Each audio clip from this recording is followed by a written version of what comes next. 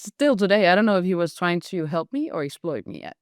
But to me, it's a good picture of music business sometimes when it's like you want to have those collaborators because you can't do everything yourself, but it's so hard to know when people are really helping you or exploiting you in this. This podcast is sponsored by Allfeed, a decentralized blockchain solution for the music industry. Produced by Amplitude Ventures, your partners in early stage music tech.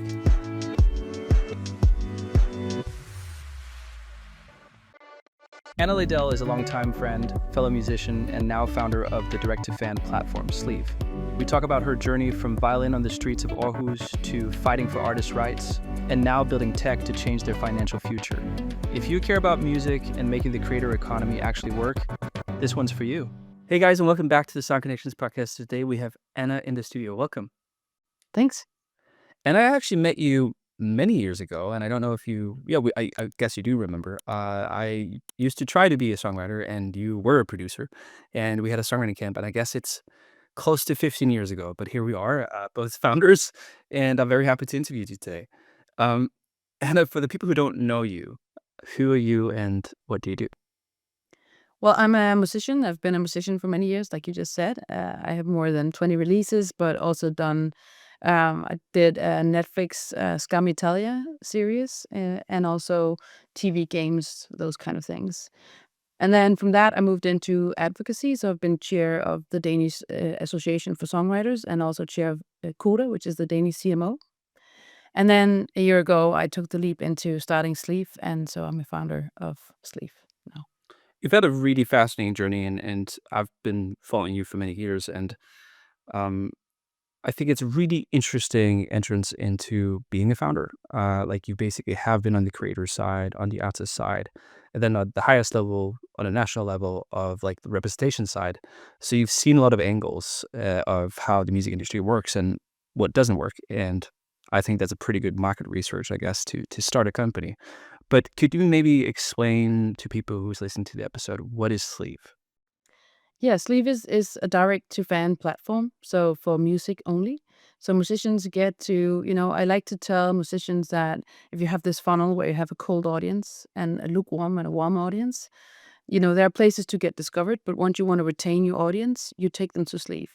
And we have the tools to warm up that audience. Mm. So, you could say it's kind of a Substack for music with early MySpace vibes is something that artist tells us, which I find a big compliment.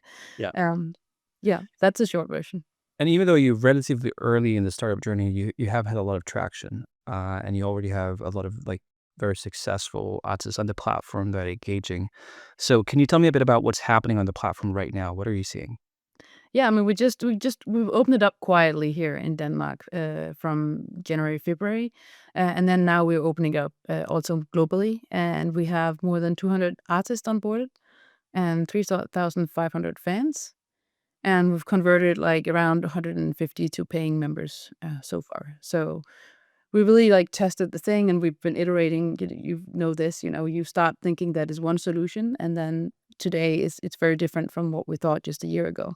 Yeah. So we're still in this beta phase where we really have a lot of, you know, we do things that don't scale. Like have a lot of conversations with artists and how does it feel? And, Hmm. to try to make it as good as possible in terms of what we want to achieve. Hmm. And as the podcast has grown, we traditionally speaking have become less and less founders on that are early in the startup journey. Mm. Frankly, because we have access to a lot of amazing founders that early in Sound Connections oftentimes is 10,000s of users. But what I thought it was very very interesting with Sleeve and having conversation today is really because of you as a founder and your angle into it and your perspective, which ultimately often it is where success is found over time. Is like, do you have a unique perspective? Do you have a unique mission?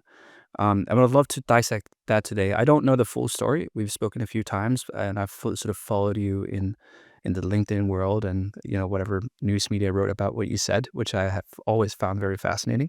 So, so for the luxury of the listeners, let's just go through that your journey and try to sort of go back and forth to the concept of direct to fan and fandom. So, how did you get into music, and how did you sort of find your professional career there? I mean, I got into music when I was 4 and started playing the violin, so that was early. And actually, when I was 6, I saw this woman play on the street, and I asked my mom if I could play on the street too. Sure. Uh, and it's just like an experience that stays with me because it was Christmas, so I was playing Christmas carols in the cold in this small town, Aarhus in Denmark. My sister was selling some Christmas cakes next to it, and just the connection with people was really amazing. Everybody was smiling. I'm sure it didn't sound great, but I was cute, being 6 years, playing the violin, and I earned more money than, I've ever done, maybe in the music business just for half an hour, so Okay, wow. and then what happened was that I wanted to buy hot chocolate for my sister and my mom, so we went to the cafe nearby, and I just took all the money, a lot of coins on the table, and the bar owner was asking me, like, "Where does that come from?" And I said, "Oh, I was playing on the street." And he said, "Why don't you play in here? It's warm. You can have as much hot chocolate as you want, and then I'll take half of the money." And it's just, like, still today, I don't know if he was trying to help me or exploit me, to me, it's a good picture of music business sometimes when it's like you wanna have those collaborators because you can't do everything yourself, but it's so hard to know when people are really helping you or exploiting you in this. Wow, okay, wow, that's that's a really, really That quick was an early experience. I experience of guess that. you've told it a few times, I would assume. Wow, okay, fascinating. Maybe for my own sake, sort of fast forward a bit to when we met, and I believe that was in a songwriting camp, I'm gonna say 14 years ago or something like that. So at that point, you had already been a few years in the industry, like, what were you how did you get to that place, like, as a producer, an artist, and releasing music? Yeah, I mean, actually started on the street again. I had a band with my friend, and we were 17 around that time, and we played on the streets of Belgium. And this producer came by, and he was like, "I love the songs. I want to record it." And we didn't believe him, but he drove, 10 hours from Belgium to Aarhus to Denmark, and recorded the things. And we came back, and it was just on the end of when you like booked a Yeah. full studio for 10 days with a full orchestra playing and everything. So that was really my jump into the more professional, scene. Then, which is something that's symptomatic, I think, but we got a new manager, and the manager and the producer became, started fighting because the manager spent all the money that the producer had, personally, like, kind of crowdfunded in Ugh, his network. So when the CD was done, like, nothing happened, like, the project just fell apart. wow. And they ended up in a trial together or something. But for me, it was really interesting to go through that journey, like, I think my friend who I had the band with kind of felt it was more of a failure, but I felt it was like I got curious about behind the scenes and why this would happen. All of a sudden, I started seeing that, it's not enough to just do good music. You need the right team, the right timing, and all of these things have to come in place. Mm. And soon you also transitioned, I guess, your efforts into producing and, like, Yeah. becoming this very holistic musician. How did that go about? I mean, and I was never good at the violin, so every time I had to practice, I wanted to practice other instruments.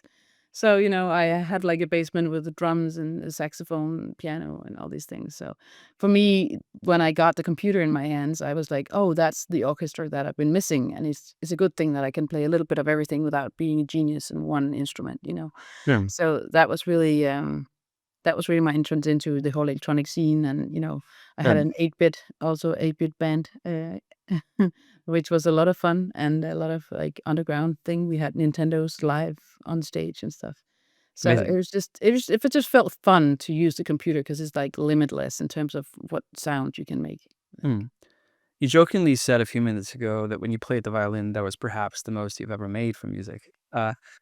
What do you mean by that? Is that it never really took its full commercial form, or what did you mean by that? I mean, it was just like in half an hour, I got like $100 or something. That's a pretty good hourly rate. Yeah. I might still get that sometimes, but I think it was a very direct thing. I started, I played for half an hour, I got some money. Like for the Mm, rest of it, it's always this big thing where you have a lot of cost and you have some income, and it's never like I've been living from music for a long time. It's a patchwork of things. So it's not that I don't earn any money, but I never took the big commercial route for sure. mm. And I guess that's also one of the key things if you want to turn it a bit into sleeve, and I think that could be a very natural transition to talk about the financial reality of artists. Because as you say, it is a patchwork and it's never I meet up for work and I get paid and I go home, which is, what I would assume more than 90% of jobs in the world, at least in our part of the world. So what is the financial reality of an artist? Maybe take yourself as an example. Like, how did you make your money? Yeah, I mean, it is a patchwork of things because it's like I had that one song as a title track for a Netflix series. Obviously, that made a lot of money, but that's like one song out of 300 songs that didn't make it to there, right? So it's always this I always have this kind of lottery feel. And I think my duo Tina's Love with an American woman, we played maybe 500 shows, you know. Wow. So in the end, you earn money from it because there's a lot of smaller shows, right? And we also had that experience that, you know, I think NPR used it on a podcast episode. We got 500,000 plays in one day, but it didn't convert into Facebook fans or anything. You know, it was just kind of, way amazing. And then what? you know, Mhm. so Mm. it felt like we can't bet on these things. Like everybody tells us to go viral and do these things, but it doesn't really translate into neither income or fandom, like fan connection. It Mm. always ends up being like those house concerts when we did a lot of house concerts just for 20 people. And then those 20 people come for the next bigger shows we have, but then they bring their 20 friends, you know, and that's kind of how we made it work. And that's where I still see that community is as being that thing that moves the needle for artists, you know? Yeah. Because, the way that I see the music industry from an artist angle is that there's three categories, roughly speaking. There's the people who want to have a career. Then there's the people who has a career but is more in the midsection, and then you have the, more scalable mainstream artists. Um, and the sad reality is that the people who aspire to become artists don't really make money. And the people who are in this midsection have so many costs associated to making music that they don't really make money either. Yeah. And then there's the, mainstream artists that, depending on market and stuff, does make money. Yeah. So even though you move up the value chain or you move up your success because the costs are so much higher also, it doesn't necessarily mean that you make money or anything that you live from. Yeah, totally. And that's what I saw when I was advocating, you know, a lot of our members and colleagues who I found very successful. Every Dane would know their name, you know. And when I asked them what they made in Spotify, it was like they don't know because it's so little. Like, they don't care. Like that's not where they Mm, make their money. So I like there are these three things that I see right now, which tells me that something is broken, which is, you know, streaming is not a bad thing. It's great for discovery, potentially, it's great for consumers, but it's less than half a cent per play, mm, and that number is just going down. So yeah. you need not just millions, but billions of plays to actually make this a viable business, right? Yeah, I was listening to this very, very fascinating podcast, with one songwriter that I follow for many years, and now for the life of me, I can't remember the name, but a male songwriter that's done billions in streams, and he sort of broke down in his songwriting rights, after the co-writers, after the publisher, the admin rights, even from a billion streams as a songwriter, he could not afford a living in LA. Yeah. I mean, that's and then it's like, what is success? So it's a redefinition of what is success. And then a lot of people used to say touring is where you make your money. So release on streaming to be able to tour and have a fan base. But that also has changed, especially after COVID. Whereas like, you know, inflation has gone up, expenses are really big, but also arena tours is becoming bigger and bigger. So most fans or listeners have already spent their tickets on, you know, the big ones. So it's just we see a lot of mid-sized venues closing down. And then it's like the third thing I would say is social media, which is like Right. that's where you can connect with your fans. But that has also become changed a lot just within the last year. I mean, and it's Mm. become this pay-to-play system where you have to boost to reach your own followers. Oh, And I mean, I read that less than 5% see your post unless you boost it, yeah. even Yeah. though they already follow you. Yeah. It's like, okay, so I have to pay for my own audience. It's just not working, you know? It's definitely not working, and I do want just want to quickly mention that was Justin Trantner I was talking about, so I just wanna give Oh, credit great. where he Yes. but it's very true, and, I've done my fair share of, failures in the music industry, and I've done a lot of things, like, really, like, everything from publishing, live promotion, booking, technology, like, really been all over it, but I would say I've promoted at least, like, 50 shows as a promoter. Mm.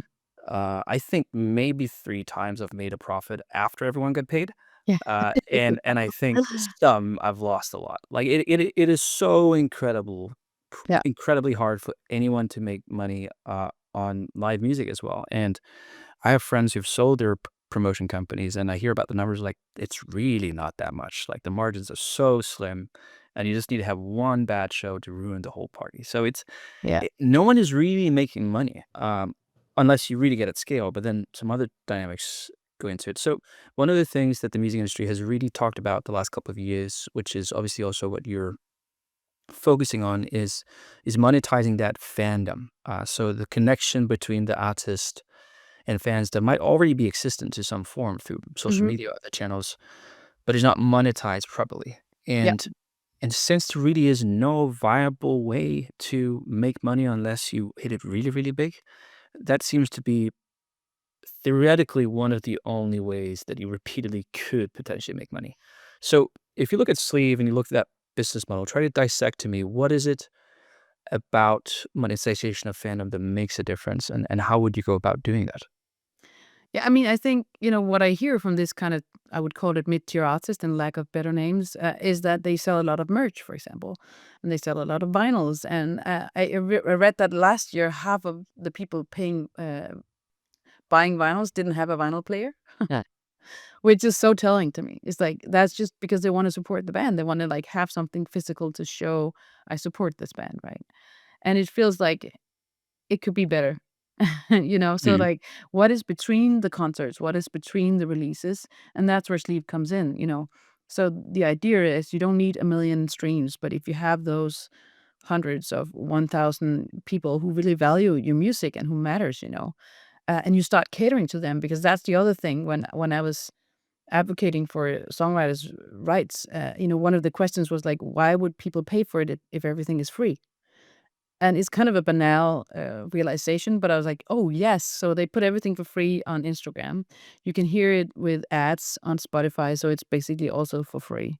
How can you sell something if everything you give out is for free, right? I mean, that's kind of basic business 2.0, yeah. 1.0. So I think the change of behavior from the artist side is like, what do I have that I want to give to just the supporters? So that Mm, could be early access to, most people have a release coming up and is ready half a year before. So mm, give that access to the fans who care. Or most musicians have like a huge Dropbox or whatever folder with all these unreleased songs that never made it, but have a lot of quality. So we have one of our artists on the platform. She shared a song that she never released, but a line in the song became a line in one of her most famous songs. So that song was almost like giving birth to the famous song. And yeah. so she shared that just, with the paying members, and that's something that people really reacted positively to. Yeah. And I think people sometimes miss the power of this really, and Yeah. how little it takes. I tend to read LinkedIn quite a lot. I think there's a lot of interesting stories. There's one company out there that's called Even, for example, that I Mhm. followed with a few of those use cases that I think is really interesting. I can't remember the specific examples, but they were talking about new artists like dropping some albums and then pre-releasing it with them, and seeing the amount of money they can get for that versus the whole catalog on streaming. It's just like, well, it's 3 times more, and basically it's just a digital release. It hasn't cost them anything extra to produce it. But the hunger and the under pressure from fandom actually provides the financial viability that they need in order to do something. And I think one of the one of the big issues with all this is basically chicken and the egg scenario. Like, how do you get Yeah. artists on the platform to attract the fans, and how do you create an experience that actually is attractive Mhm. for both Yeah. parties? So how do you create that? Like, how do you create that environment where I it's mean, attractive? that's what we're learning and iterating, and the most recent, change we did is that you can basically use, Sleeve as a newsletter. So you Mm, can even import your newsletter list and start from there. So you don't have to start from scratch. mm, And then every post you make that is public just goes to their email like a newsletter, mm, basically. Also because, a lot of artists are like hitting the threshold. I think it's like when you have over 500 people, it costs a lot to run a newsletter, right? So you don't start from 0. We just did that 2 weeks ago, and we're seeing a big change in that. mm, We also have, a lot of artists are using this like link in bio thing. So we have that feature too. So your sleeve link is basically a link in bio with whatever you want to focus on, but then there's an email sign up. And, mm, and once people do that, they sign up to the artist. mm, So there is less of a I sign up for sleeve and more of a I sign up for the artist that I love already. mm, And I mm. think that's one of the things that makes the entry much easier, you know?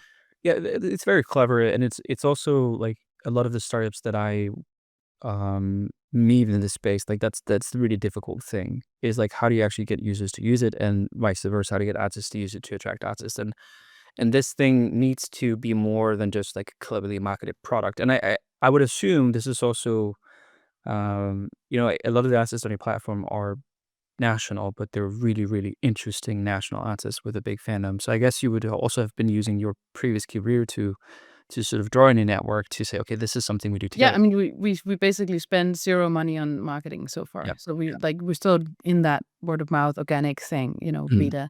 But we definitely wanna change that, during the fall here and turn up the marketing. We're, fully bootstrapped till now, so it's Mm. just the 3 of us, till So now. what would be your sort of, if you can give me some hypothetical example or practical example of what would artists see from this? What would be the financial upside? How could that change the current situation? I mean, already now we have an artist with 130,000 monthly streamers on Spotify. She has 60 people paying on Sleep, and she's making more money than she is from Spotify. Yeah, I think that's a very, like, one-to-one example, Yeah. right? Yeah, but that is the dimension, right? Yeah. And I think that's the really interesting part is it doesn't take that much to double the, I wouldn't call it passive income, but double the income associated to things you already do to some degree. Yeah. And I think Yeah, and that's it's interesting, we also have, like, an upcoming artist, and she has only 50 people following her, but 20 of those are paying. Mm. So that's quite a lot because they wanna support that she's new in this business. Mhm. And since we have the mail sign up, we also, one artist told me yesterday she had a concert and just had a, old school paper run around where people put their email, and then she imported the emails in Sleep and made the customized things that, like, "Thank you for signing up at this concert. Now you can join me on Sleep?" So it's really, like, making sure that that connection stays, because Mhm. once you're playing for it, like, that connection at a concert is always the most magical connection, I think. Yeah. Correct me if I'm wrong here, but I was running my own math on these kind of cases of, years back. And one of the biggest issues that I see in this mid-tier artist layer is that a lot of these people make money, but they don't make quite enough money to be full-time, which can be very dilutive to Yeah. career opportunities, that kind of stuff. And I think there is like a threshold that if you read as an artist where you can make just enough money to be full-time, that other things are unlocked. And I guess maybe one of the things that these kind of platforms or Sleeve in general is maybe can help us is to, let's just talk about the mid-tier level, Mhm. where things turn from a struggle to like, okay, now I can actually do it. Yeah. Does that make sense? Totally. I mean, the goal is really to unlock this kind of financial independence from the Mm. ground level up. Mm. And that's what like, that's when I talk to artists, I'm like, what is the hope a year from now? And a lot of them do say not to have that half-time job, because if I Mm. could just do my music, that would be amazing.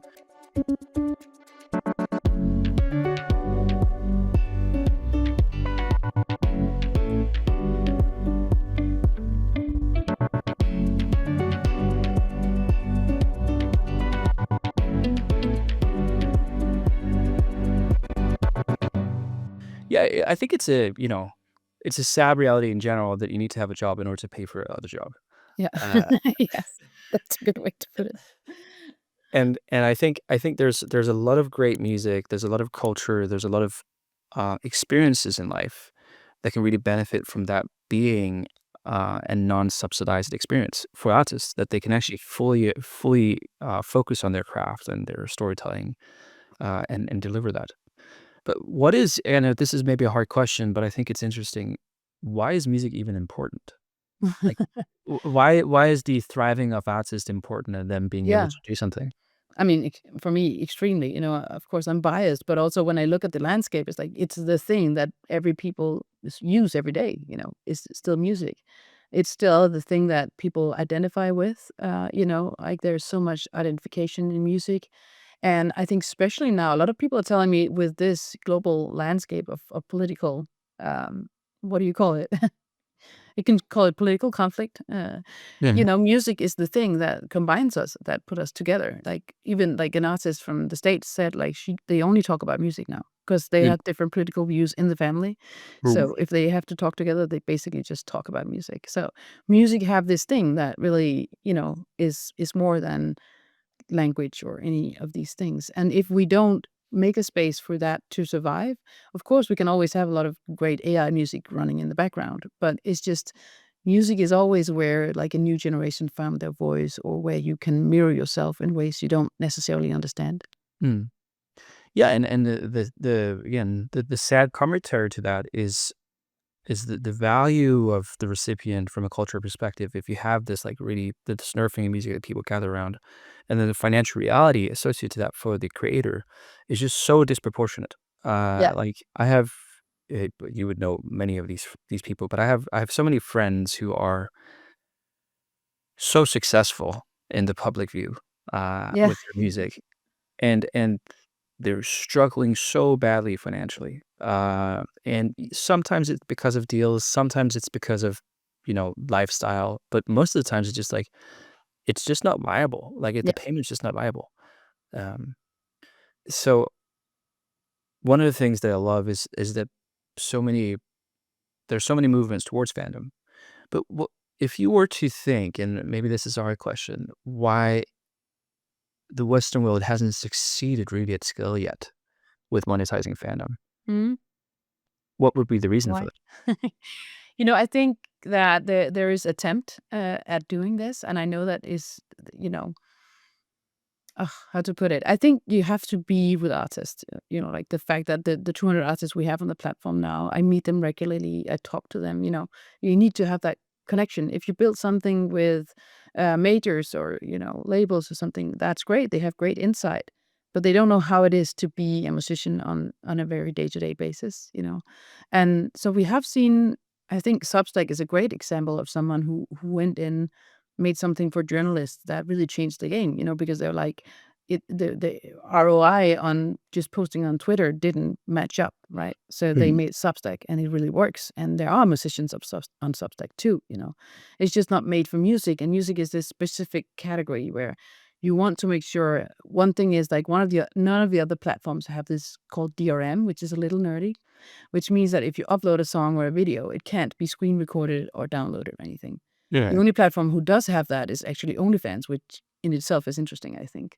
yeah, But, having that, being able to play your music in high quality, being able to do all of these things, I think is what really matters for musicians. And yeah, that's why us catering just music, like just the music vertical of the creator economy, is mm, what makes the difference. mm. That makes sense. Interesting. So basically what you're saying is, it's hard to find a model that would scale, at least immediately, until, like, is that what you're saying? Like, that's difficult? I think it's more like nobody's tackled this head on with music only. Like, At there least are look people who've done successful it at scale, with yeah. like Bandcamp have done it, Even have done it, but it's very focused on the release, Mm, right? mm, Not so much on the relationship. mm, And so Josh, who's, the coder of Sleeve, he worked at Patreon from the very early years, and he worked there 4 or 5 years and did a lot of the infrastructure there. And mm, he just saw it doesn't really work for musicians. It works great for podcasters and YouTubers, but musicians are this specific species where it's also about the branding, really. And it's like, I mm, want to be at a place where it is about music. And where there is like we have rich liner notes, for example. It's just that gesture is important mm, for musicians, but also for music fans, right? mm. What would be the reason why people wouldn't want to connect with fandom? Like, is there any, like, societal consumer behavior that you see again and again? It's hard to convert people into paying for stuff. I mean, a lot of people are not used to pay for music, and that's why I think the important thing is that we allow people to support instead of say they have to pay. So it's very much up to the artist to figure out what do I want to give out for free and what do I want to pay, like get Mhm, paid for. And so for some, like we have one artist who want to put everything out in the open, but then say that if you support me, you support the music and you make sure I can make music. So it's more of an altruistic way. yeah, And then we have others who are like, I have this documentary or this release and it's exclusively on Sleeve for those who pay. So it's a very one-to-one, I get something when I pay something here. mm, And mm, I think that's what we're learning now. It's very interesting how different artists are using it differently in that yeah. space. Yeah, and I have a business partner called Taj, and he doesn't come from music, but he works a lot with me in music, and he has a saying that music, sells anything but music. Yes. Uh, Very true. and I think it's really fascinating because Mm. it's also so correct. Yeah. Like, um, and it's a hard problem to tackle is like getting people to value music Mhm. in actual But cash. actually, I mean, that's a good way to put it, where it's like, what would TikTok be without music? What would a Mm, what would a film be without music? Or what mm, would a store where there was no music, you would think that it's closing, right? mm, So it's like all these other people are benefiting from music of the value chain, but the mm, musician.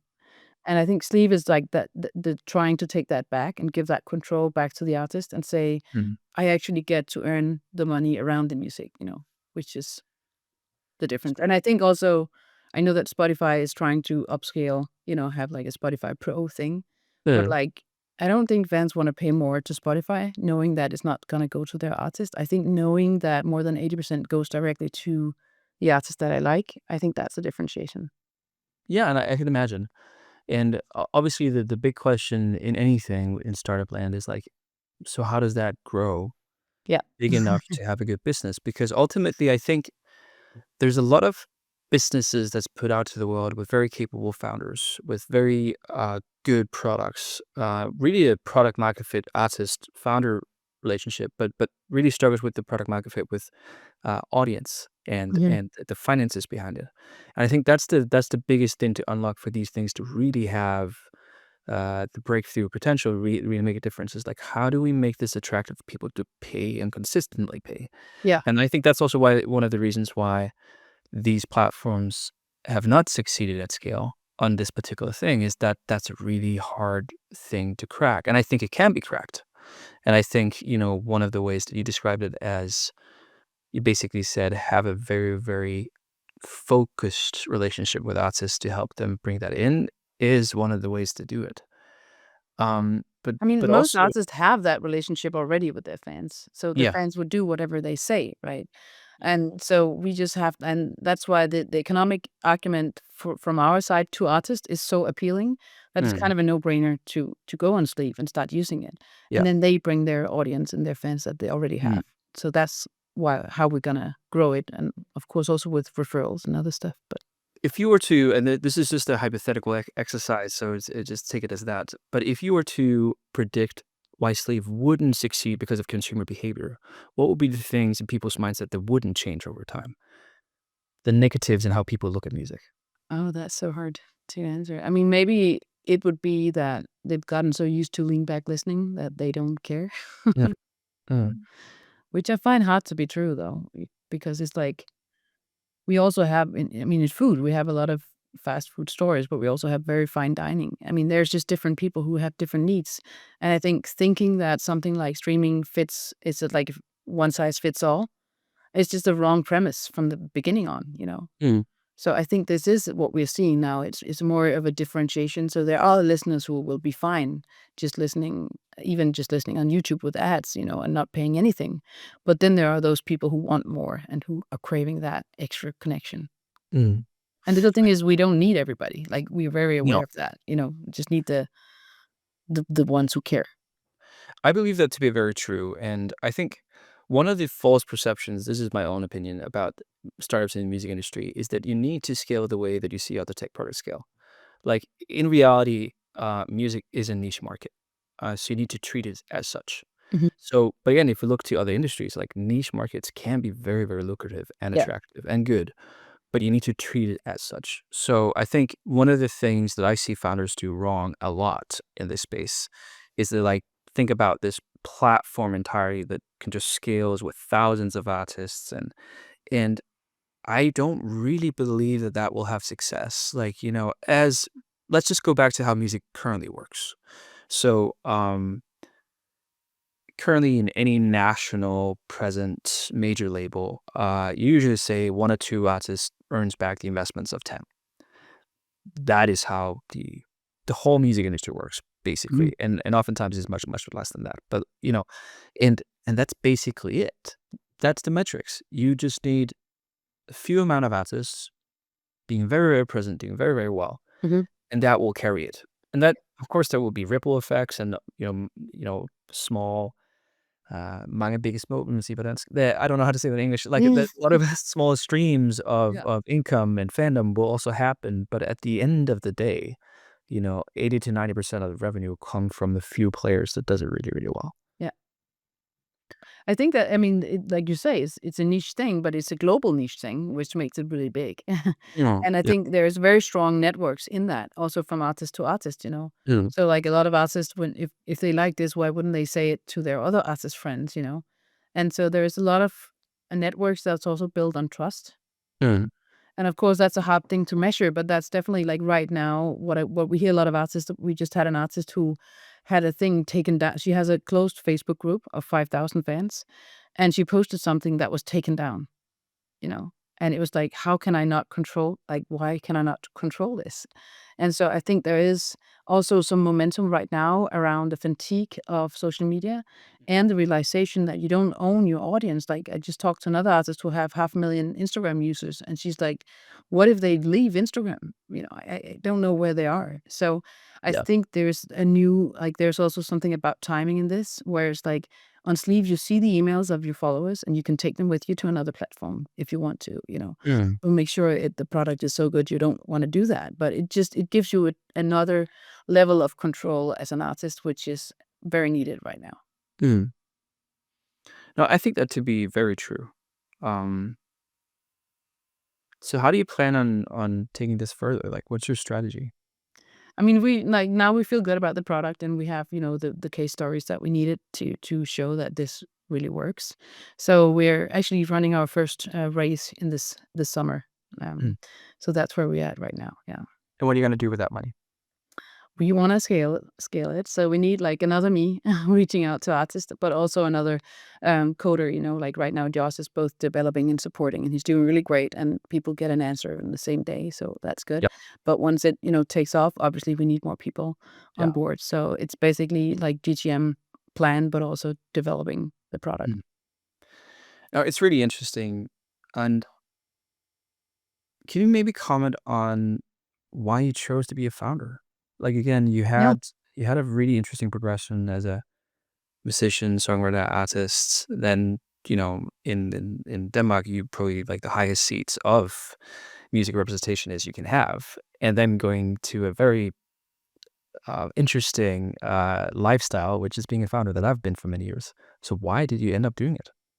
That's a good question. I think, you know, I was when I had a realization when I talked to a MP actually from European Parliament who was like, "Yes, it's true. Musicians get too little. Like, we wanna do something about it, but we basically can't," you know? So, like, all of these high, standing people who wanted to make a change in terms of law and stuff to make this thing, but it's impossible because it's so based on a private market.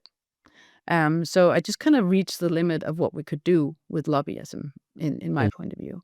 mm, And at the same time, just, you know, kind of out of coincidence, my very good friend from my high school student years, her husband is Josh, who's coding this, and he's Canadian.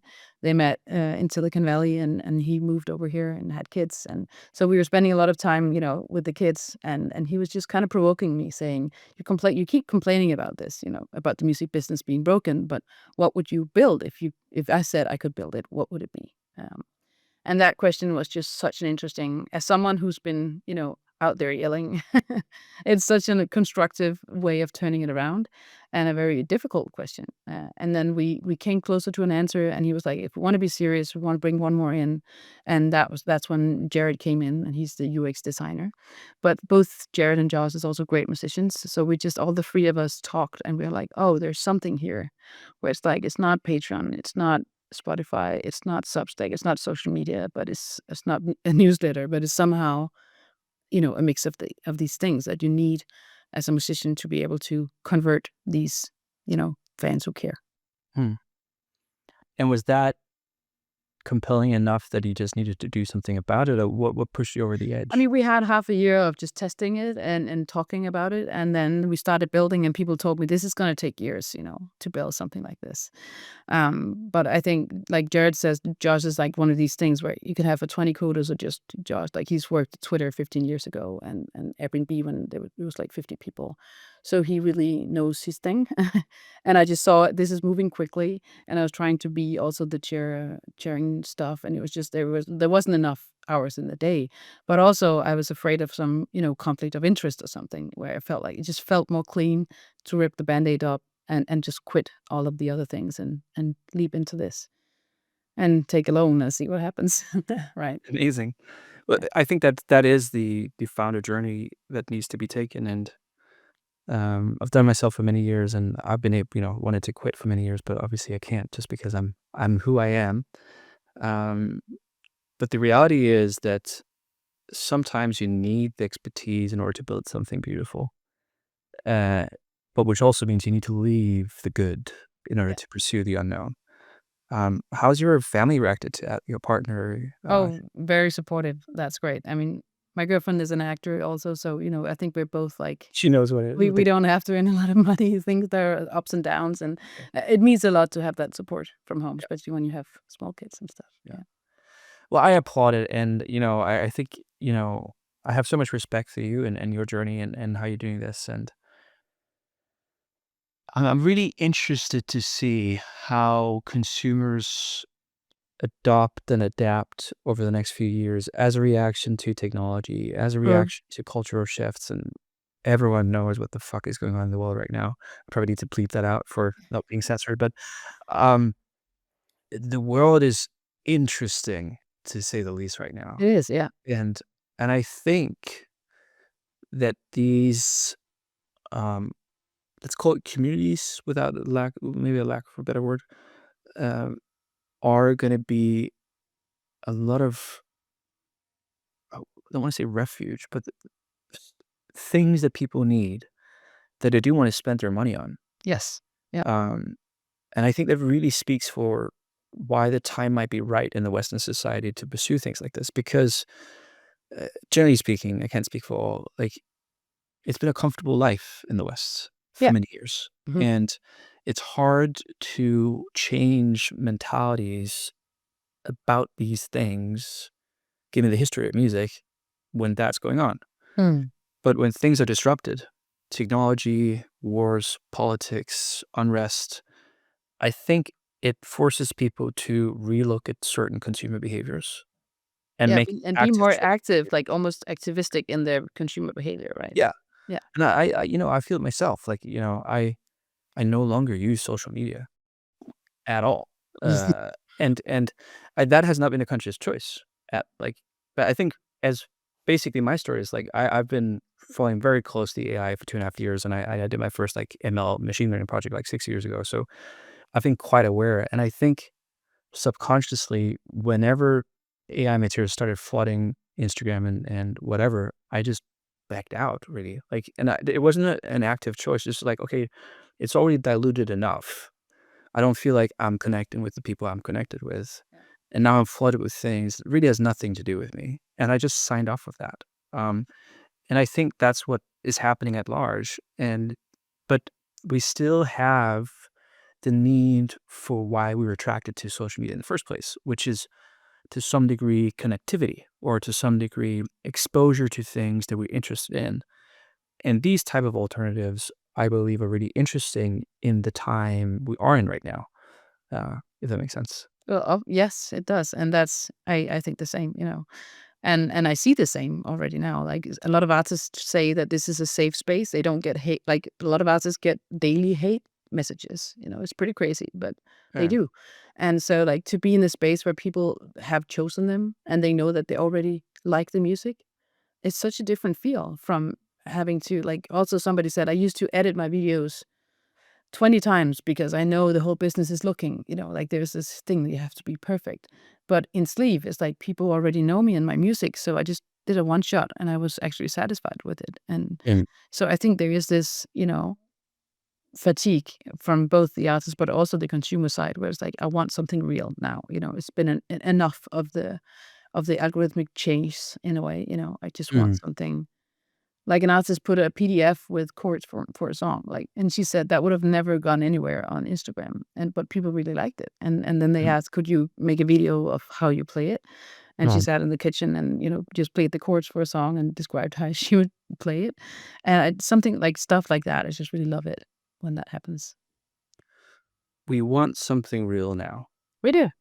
I think that's beautifully said, and I think that's the essence of the time we're going into now. And that's also maybe my worry about technology, AI, um, fake news, fake images. Now with the new Google Vivo 3, you can't really see the difference. Yeah. Like it is gone beyond scary and just like now confusing. Like Yeah. then Oh, what? and another thing is a lot of these artists have, like, daily they tell me daily there's 10 new fake profiles that they have to, complain about, who Yeah. are selling tickets for shows that's already sold out and stuff. Yeah. That's kinda crazy. So we want something real now. I think that's the sort of the line. I think you said I want so oh we want, but again, I'll stay with that line. We want something real now, and I think that I'll use that the culmination of this conversation because I think that is as timely as it gets in day and age and culture and consumption. Um, and I hope that's going to be one of the ways that Sleeve will succeed in what traditionally has been a really difficult market to work with fandom. And I love when I hear these stories where I see, okay, the time is probably right. And that's what I hope for Sleeve. Thank you very much. And I Well, it thank you means so a much lot. for the It means conversation. a lot to hear it from you, you know? Yeah. Obviously, we believe it is, but, Well, thank it's good you. to hear from you too. Thank you for the conversation, Anna. Thanks.